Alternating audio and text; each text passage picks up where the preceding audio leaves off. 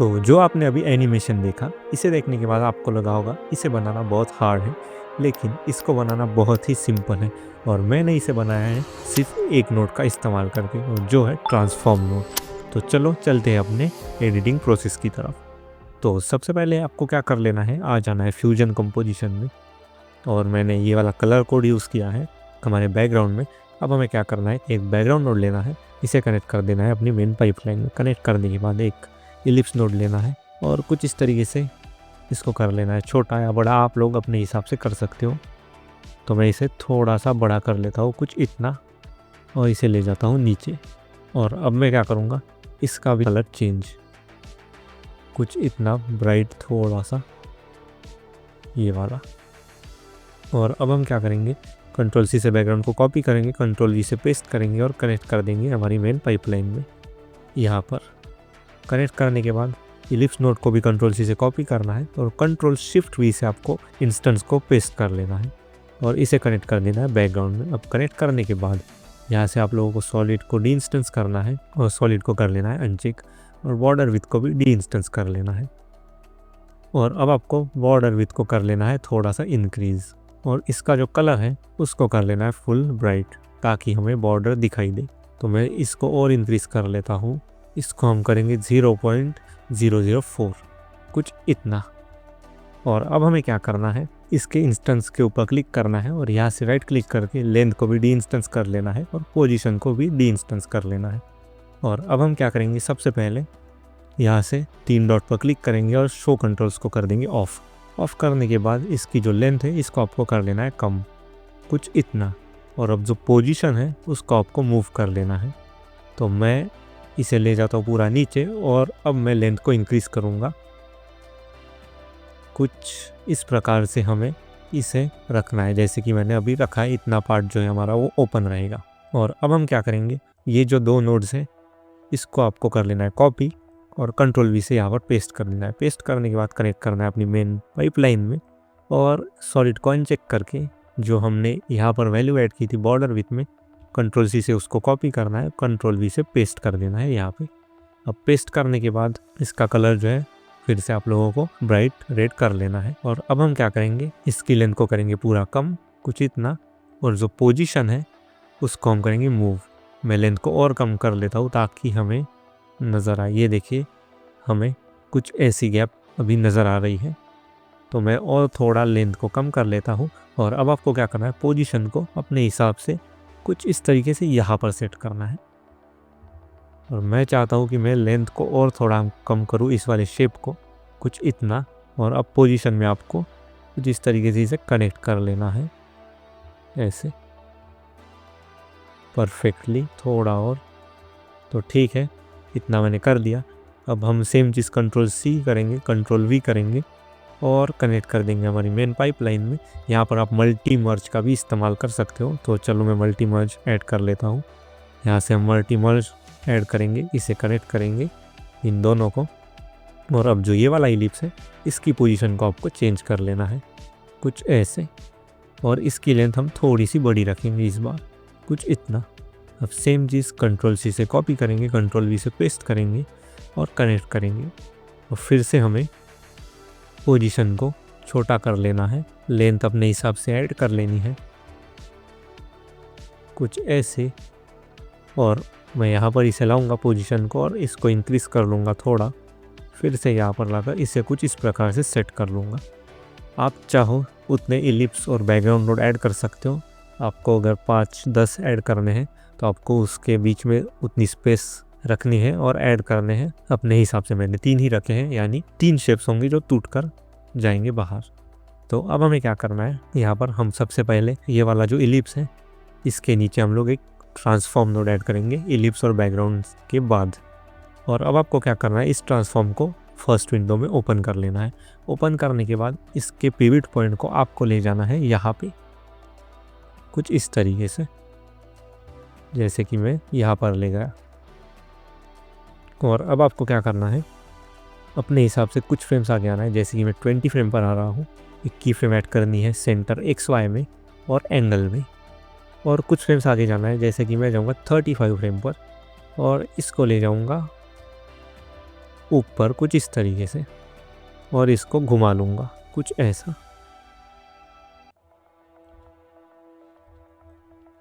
तो अब हम स्प्लाइन में जाएंगे और सबसे पहले इन दोनों को कर लेंगे स्मूथ। स्मूथ करने के लिए मैं आउट क्यूबिक ग्राफ का इस्तेमाल करूँगा। एंगल में भी हमें सेम ग्राफ ही यूज़ करना है। अब इतना होने के बाद हमें और एक ट्रांसफॉर्म नोड लेनी है और कनेक्ट कर देना है हमारे सेकंड वाले इलिप्स में, और इसे भी आपको सेकंड व्यूअर में ओपन करना है और इसका पिवट पॉइंट भी इस शेप के ऊपर ले जाना है कुछ ऐसे। और अब हम सेम चीज़ करेंगे 20 फ्रेम पर ही। एक की फ्रेम ऐड करेंगे सेंटर एक्स वाई में और एक एंगल में, और फिर जाएंगे 35 फ्रेम पर और इसे ले जाएंगे ऊपर।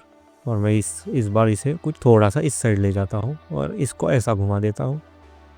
और फिर से हम आउट क्यूबिक ग्राफ का ही इस्तेमाल करेंगे। आप चाहो अपने हिसाब से ग्राफ्स के साथ खेल कर देख सकते हो।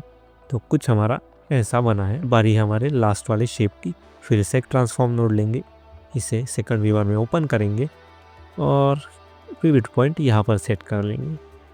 बीच में कर सकते हो या फिर शेप की इस पार्ट में आपको जहाँ से चाहिए रोटेशन वहाँ पर आप लोग पिवट पॉइंट को ऐड कर सकते हो। अब मैं सेम चीज़ करूँगा, इन दोनों में की फ्रेम्स ऐड करूँगा, कुछ फ्रेम्स आगे जाऊँगा और इस बार मैं सोच रहा हूँ मैं इसे थोड़ा सा नीचे ले जाऊँ और एंगल को कुछ ऐसा घुमा लूँ।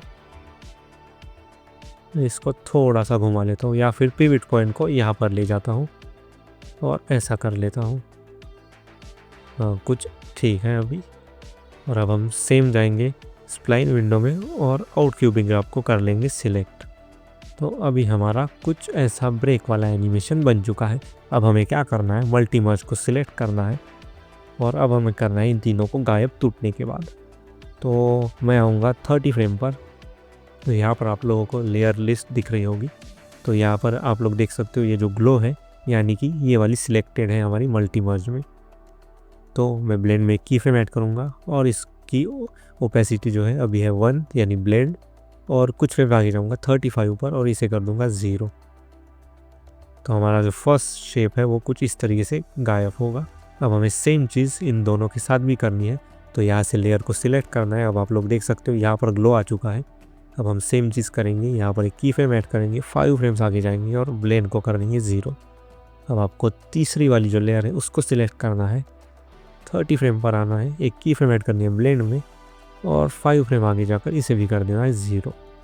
आप चाहो तो इन तीनों को अलग अलग ब्लेंड, मेरा मतलब है अलग अलग एनिमेट कर सकते हो। यानी फर्स्ट वाले इसमें हमने 30 पर की फ्रेम ऐड की थी ब्लेंड में और 35 पे इसे 0 किया था। आप चाहो तो सेकंड को 25 से 30 के बीच में ऑफ कर सकते हो या फिर उससे पहले थोड़ा लेट, आप लोग अपने हिसाब से इसे कर सकते हो। लेकिन एक बात याद रखना कि ये स्टॉप होने के बाद इसे गायब मत करना, नहीं तो ये अच्छा नहीं लगेगा। इसका जो मोशन चल रहा है तभी इसे आप लोगों को ऑफ करना, मेरा मतलब है गायब करना है, तब ये अच्छा लगेगा। तो इतना हो चुका है। अब हमारे सेकंड व्यूअर का काम हो चुका है। अब हम आएंगे फर्स्ट व्यूअर में। तो फर्स्ट व्यूअर को मैंने ऑन रखा है सिर्फ। अब हमें एक ऐड करना है, एक बॉल ऐड करने के लिए हम लोग एक बैकग्राउंड नोड लेंगे, इसे कनेक्ट कर देंगे नई मर्ज के साथ। इसमें हम कनेक्ट नहीं करेंगे, इसे सेपरेट रखेंगे। यहाँ पर मैं नॉर्मल मर्ज लूँगा और इसे कनेक्ट कर दूँगा यहाँ पे, और एक इलिप्स नोड लूँगा। और इलिप्स नोड ऐड करने के बाद सबसे पहले हमें यहाँ से शो कंट्रोल्स को ऑन कर लेना है और इसके शेप को छोटा करके यहाँ पर एक ट्रांसफॉर्म नोड लगाऊंगा और इसको ले आऊँगा थोड़ा नीचे यहाँ पे। और अब आपको बैकग्राउंड को सिलेक्ट करना है, यहाँ से इसे कर लेना है ग्रेडियंट करने के बाद लीनियर से हमें इसे करना है रेडियल, और इस वाले पॉइंट को यहाँ ले आना है और वाइट वाले को यहाँ पर। अब मैं इसे करूँगा पूरा रेड और जो हमारा वाइट वाला कलर है हम इसे करेंगे पूरा ब्लैक, कुछ इस प्रकार से। तो अब हमें क्या करना है, जैसे ही ये ब्रेक हो रहा है तब हमें बॉल को यहाँ ले जाना है, यानी यहाँ से बॉल हमारा बाहर जाना चाहिए। तो हम क्या करेंगे, सबसे पहले यहाँ पर नई नोड लेनी है जो कि ट्रांसफॉर्म वाली, और फिर आप लोगों को इसको करना है uncheck use size and aspect को। और अब हमें क्या करना है, मैं चाहता हूँ कि 10 फ्रेम से ये एनिमेट हो, 20 फ्रेम पर हमारा जो बॉल है वो रहना चाहिए यहाँ पे, कुछ इस प्रकार से। तो ये यहाँ से टूट रहा है तो मैं इस बॉल को यहाँ पर ले आऊँगा, या फिर मैं थोड़ा सा और उसे इस साइड ले जाता हूँ। अब ठीक है। तो अब हमें क्या करना है, यहाँ पर 10 फ्रेम पर ही हमें इन दोनों में की फ्रेम ऐड करनी है, एक्स साइज़ में और वाई साइज़ में।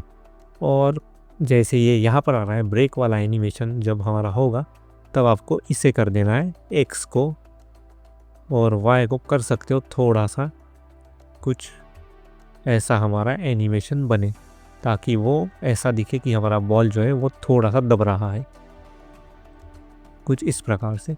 और जब ये बाहर अब यहाँ पर जैसे ही हिट हुआ हमें कुछ फ्रेम्स आगे आना है, जैसे कि 40 फ्रेम पर आऊँगा और आपको इसे ले जाना है और ऊपर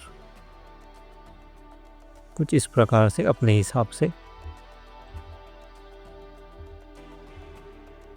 और जो इसका एक्स और वाई है इसे कर लेना है नॉर्मल।